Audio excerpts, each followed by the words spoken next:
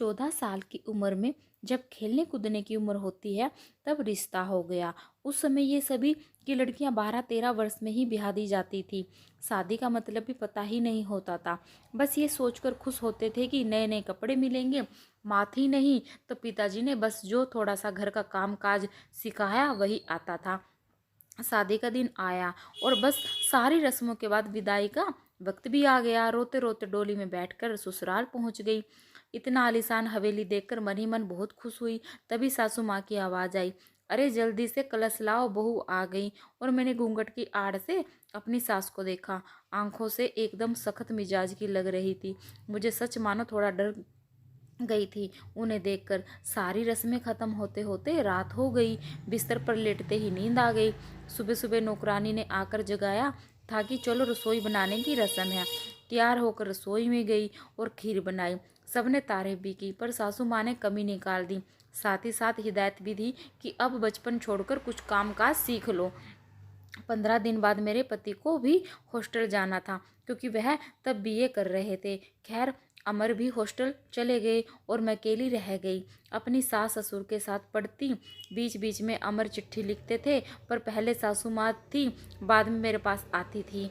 उम्र कम होने की वजह से इतना फर्क नहीं पड़ता था। मेरे अकेलेपन का साथी था आम का पेड़। हाँ, वही आम का पेड़ जो हवेली के पीछे के आंगन में लगा था। उस आम के पेड़ के नीचे एक कच्ची मिट्टी का कमरा बना हुआ था पर वो पेड़ फल नहीं देता था, इसलिए सारे हवेली वाले उसे पेड़ को बांझ कहते थे। पर मुझे ना जाने क्यों उस पेड़ से बहुत प्यार था। जब काम से निवृत्त होकर कुछ फुर्सत के पल मिलते थे तो वही पेड़ मेरा साथी होता था। उसको देखते हुए मैं अपनी सारी थकान भूल जाती थी।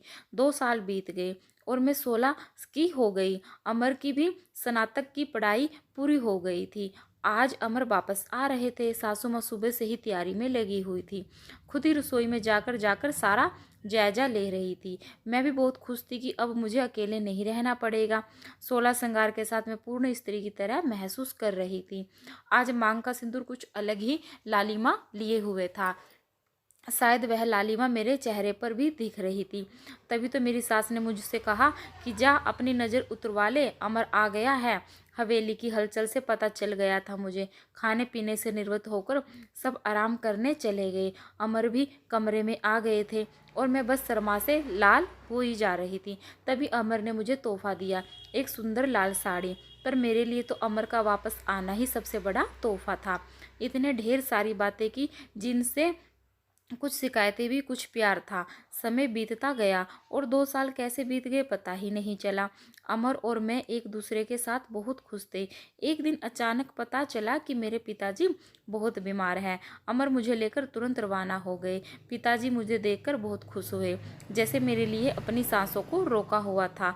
और फिर मुझे अमर के हवाले करके वो इस दुनिया से चले गए। भीगी आंखों से अपने पिताजी को विदा किया। अब मेरा सब कुछ अमर और उसका परिवार ही था। समय गुजरता गया और अमर ने अपनी लॉ की पढ़ाई भी पूरी कर ली और अब वे सरकारी वकील कहलाने लगे थे। पर भगवान ने मुझे अभी संतान का सुख नहीं दिया था। अभी तो सासू माँ दबी जुबान में बोलती थी पर धीरे धीरे उन्होंने अपना रुख कड़ा कर लिया। और अमर बहुत व्यस्त रहते थे अपने काम में, सो वो मेरे पीछे सारा दिन पड़ी रहती थी। धीरे धीरे सारे गांव में ये बात फैल गई कि हवेली की बहू बांझ है।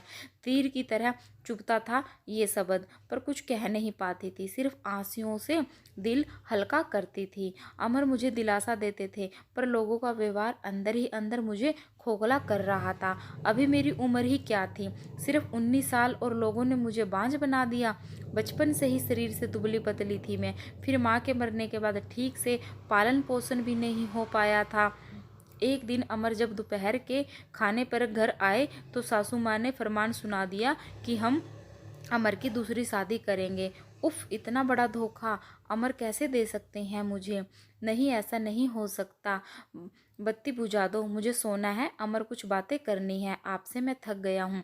धानी, मुझे सोने दो। अमर, क्या आप दूसरी शादी करेंगे? धानी, मैंने कहा ना सोने दो, मुझे थक गया हूँ। मैं तुम सब लोगों की चिक चिक सुनते सुनते उधर माँ है, इधर तुम परेशान हो गया हो। मैं मन करता है आत्महत्या कर लूं। नहीं अमर, ऐसा मत कहिए, धानी ने अमर के मुंह पर हाथ रखते हुए कहा। आपके अलावा अब कौन है मेरा।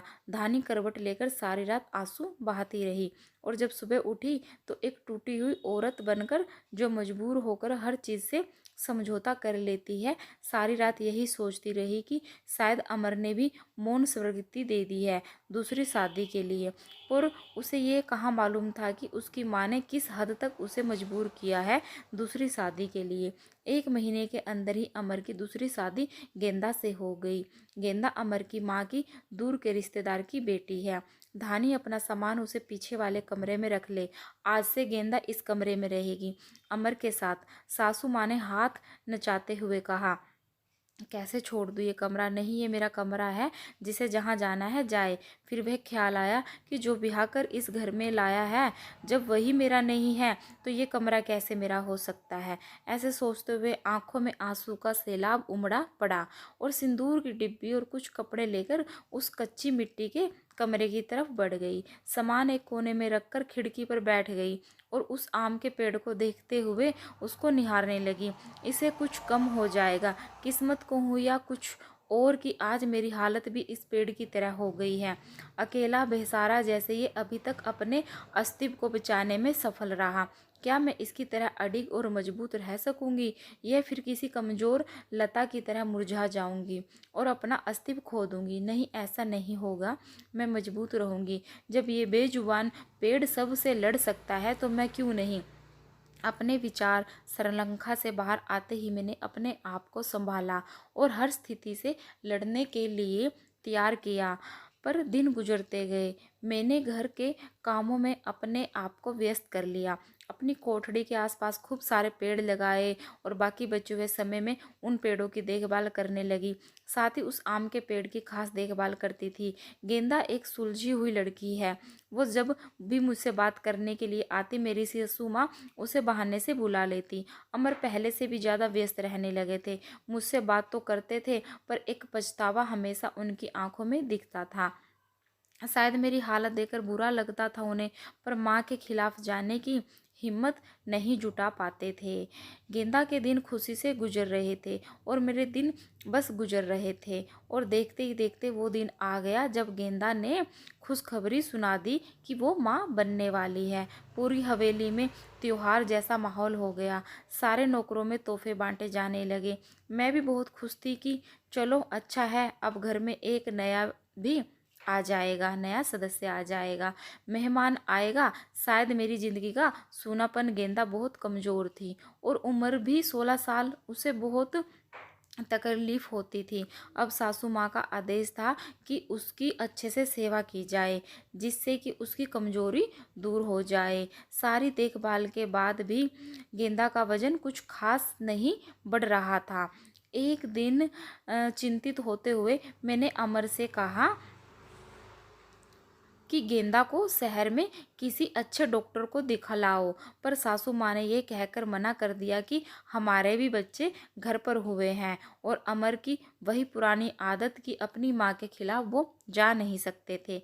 एक दिन गेंदा की तबीयत कुछ खराब होने लगी और उसकी सांस बहुत फूल रही थी। घबराकर मैंने गांव के वैद्य जी को बुलवा भेजा। वैद्य जी ने आकर कुछ दवाइयाँ दी और खून की कमी भी बताई। और जब मैंने अमर को यह सब बताया तो सासू माँ ने मुझे गेंदा से दूर रहने का आदेश दे दिया, यह कहकर कि एक बांझ की छाया भी नहीं पड़नी है गेंदा पर। खैर, मुझे गेंदा से दूर कर दिया गया और मैं फिर से अपनी ही कोठड़ी में अकेली सारा दिन बंद रहने लगी। या यूं कहूँ कि अंदर ही अंदर मैं खुद भी डर गई थी कि कहीं सचमुच मेरी वजह से गेंदा को कुछ हो ना जाए। कुछ दिन बाद रात में नौकरों को शोर शराबा सुन के मैं आंगन की तरफ भागी। देखा तो गेंदा का प्रसव का समय आ गया था। गांव की बूढ़ी औरतें और दाइयाँ को बुलाया गया। पूरी हवेली में हलचल का माहौल था। मैंने अमर की तरफ देखा, बहुत डरे हुए लग रहे थे। मैं उनके पास गई और उन्हें थोड़ा धैर्य रखने को कहा। थोड़ी देर में बच्चे की किलकारी गूंजने लगी। हम सभी की खुशी का ठिकाना नहीं था। पर तभी काकी ने बाहर आकर बताया कि गेंदा की कमजोरी और खून की कमी के कारण वो गेंदा को बचा नहीं पाए। बेटी को जन्म देते ही गेंदा का देहांत हो गया। हाय, पोते का मुंह नहीं देख पाई मैं, अब कैसे मेरा वंश चलेगा। सासू माँ का विलाप सारी हवेली में गूंज रहा था। उस छोटी दूध मुंही बच्ची को देखकर मेरा कलेजा मुंह को आता था। ऐसे लगता जैसे वो मैं हूँ, मैंने उसे कलेजे से लगाकर रखा। जिनकी माँ नहीं होती वो बच्चे कुछ ज़्यादा ही समझदार होते हैं। शायद जरा भी परेशान नहीं करती थी वो मुझे, बस दूध पीते ही सो जाती थी। सासू माँ का वही राग चलता रहता कि लड़कियों से वंश नहीं चलता, पर अब शायद किसी को फर्क नहीं पड़ता था। अमर अब पहले से खुश रहने लगे थे। ऑफिस से आते ही मेरे कमरे में आते और गुड़िया को खिलाते। मुझे भी अमर को खुश देखकर अच्छा लगता था। साल बीत चुका था गेंदा को गए हुए और गुड़िया को आए हुए। आज गेंदा की बरसी है। हवेली में छोटी सी पूजा रखवाई है। मैंने पंडित जी से के आते ही सासू माँ ने प्रश्न किया कि क्या मैं जीते जी पोते का मुंह देख पाऊंगी, और पंडित जी ने उसके लिए कुछ गृह शांति के उपाय बताए। सासू माँ चल दी पंडित जी के हवेली दिखाने और सारी हवेली की शुद्धि कराने।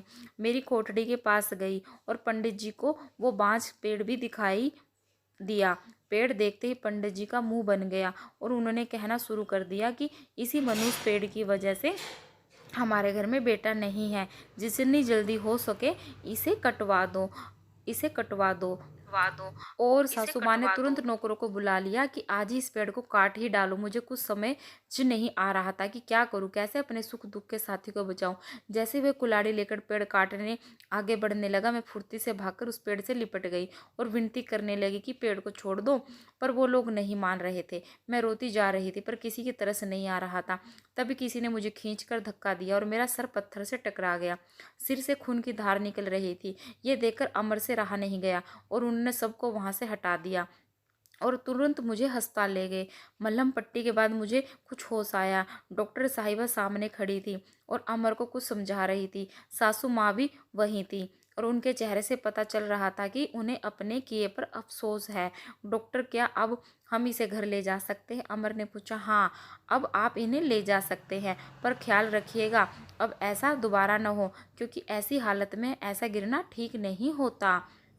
ऐसी हालत तो डॉक्टर, क्या हुआ है इसे? अमर ने घबराते हुए डॉक्टर से पूछा। अरे, आप लोगों को नहीं पता है, अब ये माँ बनने वाली है, तो इनका अच्छे से ख्याल रखिएगा। ये सुनकर किसी को भी यकीन नहीं हुआ। बस एक दूसरे को देखे जा रहे थे और मैं तो बिल्कुल यकीन ही नहीं कर पा रही थी कि मैं भी माँ बनने वाली हूँ। सासू माँ की आंखों में पछतावे के आंसू थे। मेरे सर पर हाथ रखकर बस इतना ही कह सकी कि मुझे माफ़ कर दो, और मैं मुस्कुराकर उनसे लिपट गई जैसे मैं अपनी माँ से लिपटी हूँ ऐसे ही। पर 9 महीने मेरी सासू माँ ने मेरा बहुत ख्याल रखा और मैंने उस पेड़ का, आज मेरी डिलीवरी होने वाली थी और सासू माँ समय से मुझे अस्पताल भी ले गई ताकि जो गलती उन्होंने गेंदा के समय की थी वो अब ना हो दोबारा। बधाई हो, आपको पोता हुआ है, नर्स ने सासू माँ को खबर सुनाई और सासू माँ ने हाथ से अंगूठी निकालकर नर्स को दी। और वो खुश हुई थी, पर इस वजह से नहीं कि पोता हुआ है, बल्कि बात पर कि बिल्कुल ठीक हूँ। हवेली में धूमधाम थी, सब खुश थे कि हमारा परिवार पूर्ण हो गया था। बेटी और बेटे के आने से और एक खुशी कहीं और भी पनप रही थी। वो उस आम के पेड़ में फल आ रहे थे जो शायद हम बहुत जल्दी चिंता करने लगते हैं फल मिलने की, पर हर चीज़ का एक समय होता है। कोपिष्ट शरीर हो या पेड़, दोनों ही फल नहीं